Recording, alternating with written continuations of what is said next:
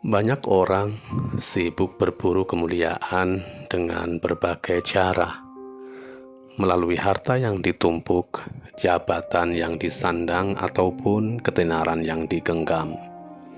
Mereka berharap dengan kepemilikan itu akan terjaring puja-puji, atau setidaknya teraih simpati. Memang sih, banyak yang berhasil dengan cara-cara seperti itu. Namun tak sedikit pula yang mesti gigit jari. Menjadi mulia tentu tak sekedar kaya, punya pangkat ataupun populer. Tidak sedikit manusia yang terjerumus dalam jurang kehinaan justru berawal dari ketiganya.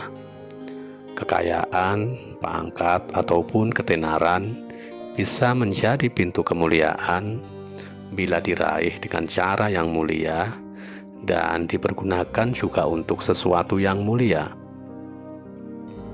Sejatinya, ada pintu kemuliaan yang begitu dekat dengan kita. Sayang, banyak yang abai dengannya, yakni pintu memuliakan orang tua. Menjadi mulia dengan memuliakan mereka. Sejarah telah mengajarkan bahwa tidak ada manusia mulia dan pada saat yang sama berlaku durhaka pada orang tuanya. Sejarah telah pula mengajarkan memuliakan orang tua adalah ciri utama orang-orang yang mendapati kemuliaan dalam hidupnya.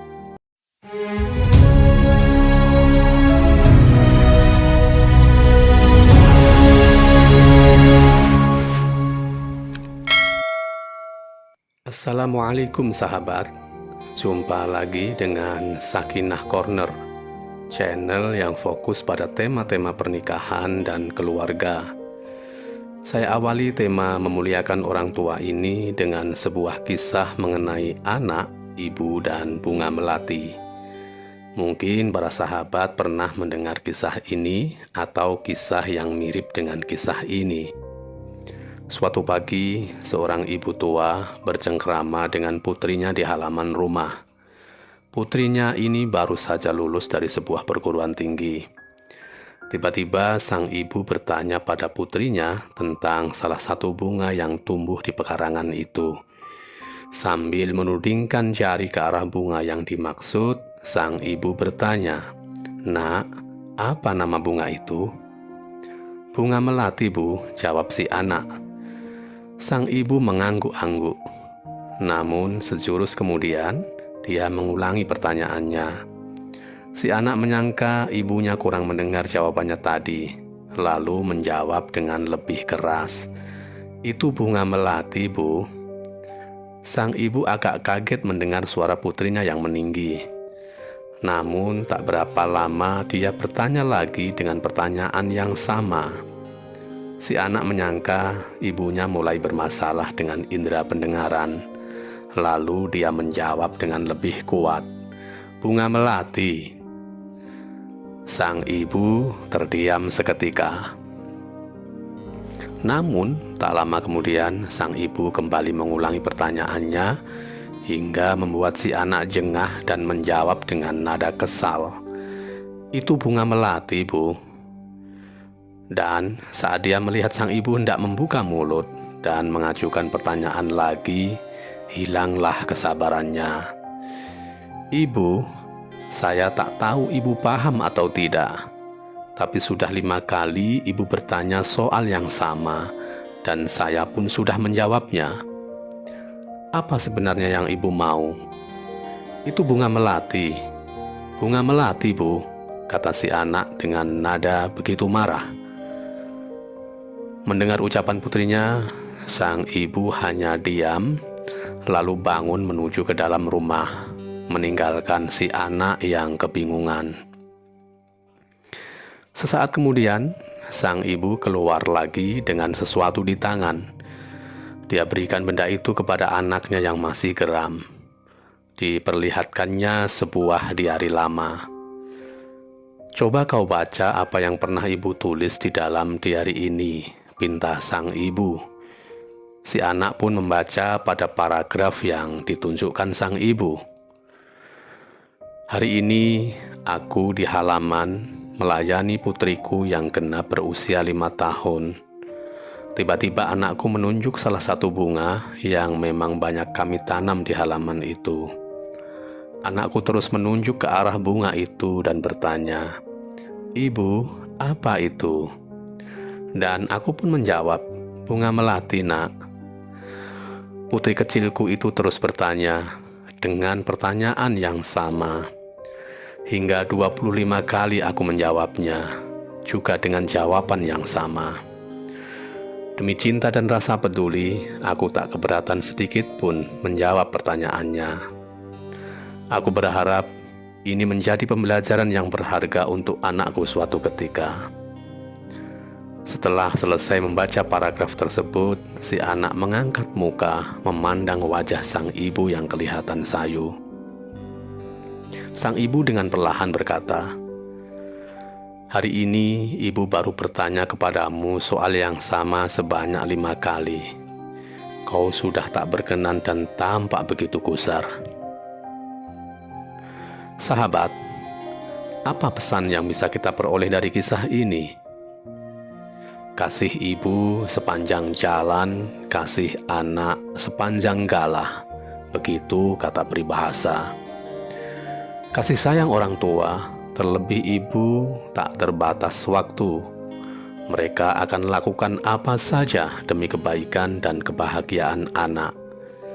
Sedang bagi anak, jangankan melebihi kasih sayang orang tua, bisa sebanding saja, begitu sulitnya. Padahal, memuliakan orang tua, sekali lagi, adalah salah satu syarat agar kita bisa hidup mulia. Mari belajar dari orang-orang hebat, sosok-sosok mulia yang terukir indah dalam sejarah. Kisah mereka begitu inspiratif dan terang benderang menunjukkan bahwa tak ada tokoh mulia kecuali adalah orang-orang yang memuliakan orang tuanya.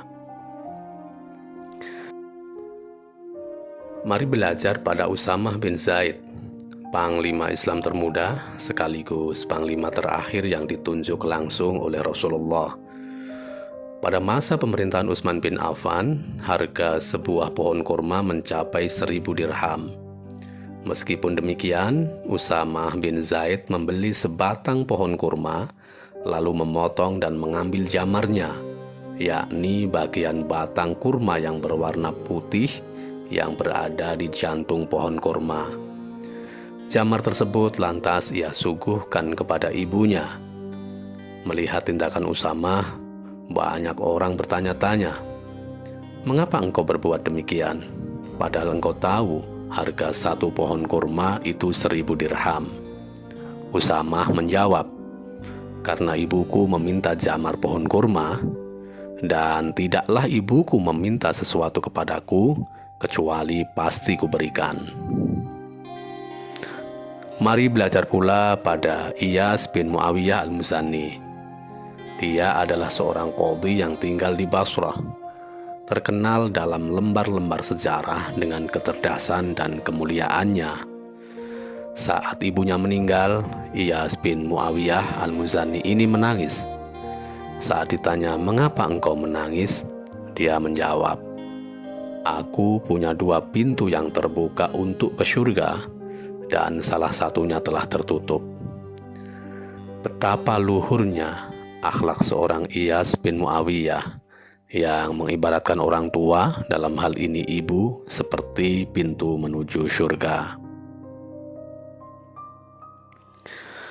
Dan yang tidak bisa tidak, mari belajar pada Uwais Al-Qarni, seorang lelaki biasa, tidak dikenal di bumi, namun oleh Rasulullah disebut sebagai manusia langit. Semua karena perlakuannya pada sang ibu yang begitu istimewa. Uwais Al-Qarni rela memanggul sang ibu, berjalan kaki, menempuh perjalanan Yaman sampai Mekah demi mengabulkan keinginan sang ibu untuk beribadah haji. Begitu istimewanya Uwais Al-Qarni.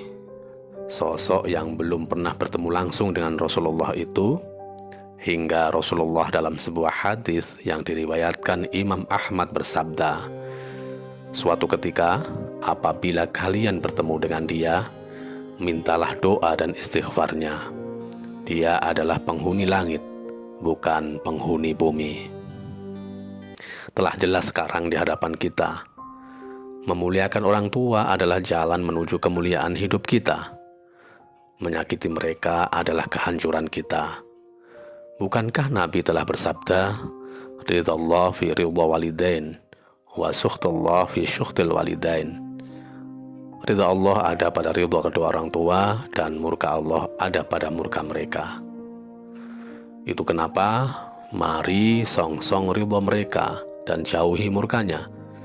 Sekiranya mereka masih bersama kita di dunia, sisihkan waktu, perhatian, dan bakti terbaik untuknya.